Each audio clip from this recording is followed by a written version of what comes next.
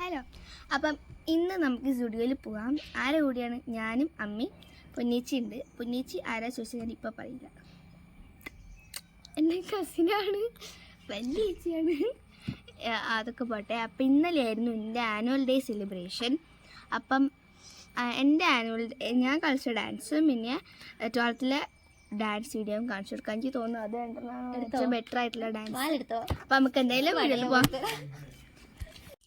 പിന്നെ ഞാൻ അമ്മ പൊന്നേച്ചിനെ ആ വീട്ടിലാക്കി കൊടുക്കാൻ വേണ്ടി പോയിട്ടുണ്ടായിരുന്നു.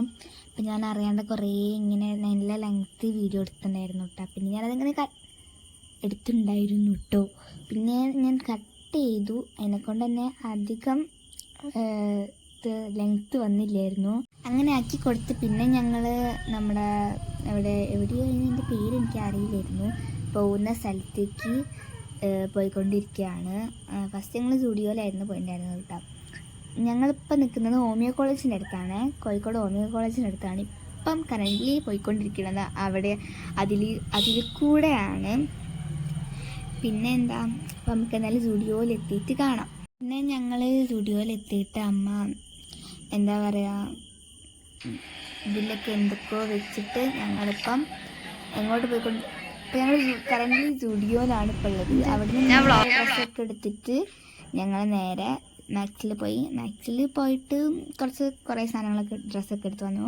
ആൻഡ് ഇതൊരു ഈവനിങ് വ്ളോഗാണ്, പറയാൻ മറന്നു പോയിട്ടുണ്ടായിരുന്നു.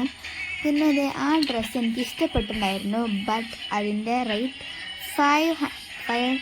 600 റുപ്പീസാണ്. അതിനെക്കൊണ്ട് പിന്നെ അത് എടുത്തില്ല, തിരിഞ്ഞ് ഇങ്ങോട്ട് തന്നെ പോന്നു. അങ്ങനെയാണല്ലോ. പിന്നെ അച്ഛന് 2 എന്താ പറയുക ട്രൗസേഴ്സൊക്കെ എടുത്തു.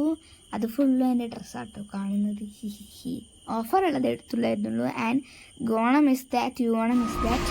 നിങ്ങൾ മിസ് ചെയ്യാൻ പോവാണ്. മാക്സിൽ ഇതെല്ലാം തീരാൻ പോവാണ്. മാക്സിലും സ്റ്റുഡിയോയിലൊക്കെ ഈ മാസം കൂടിയുള്ളൂ, ജനുവരി മാത്രമേ ഉള്ളൂ. അപ്പോൾ എല്ലാവരും പോയി പർച്ചേസ് ചെയ്യുക. പിന്നെ നമ്മൾ ലിഫ്റ്റിലെല്ലാം ലിഫ്റ്റ് കയറിയപ്പോൾ ഞാൻ മാത്രമേ ഉണ്ടായിരുന്നുള്ളൂ, ഞാനും അമ്മയും മാത്രമേ ഉണ്ടായിരുന്നുള്ളൂ, വേറെ ആരില്ലായിരുന്നു.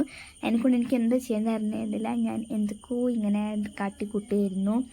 അപ്പോൾ ഞാൻ എൻ്റെ ലിപ്സ്റ്റിക് ഷെയ്ഡ് കൊടുക്കാം. രാവിലെ ഇട്ടത് ഇപ്പോൾ 8 മണിയായിട്ടുണ്ട്. ഈ 8 മണി വരെ പോയിട്ടുണ്ടായിരുന്നില്ല. അപ്പം ഇത് ഞാൻ എന്തായാലും ഇവിടെ കൊടുക്കാവുന്നതാണ്.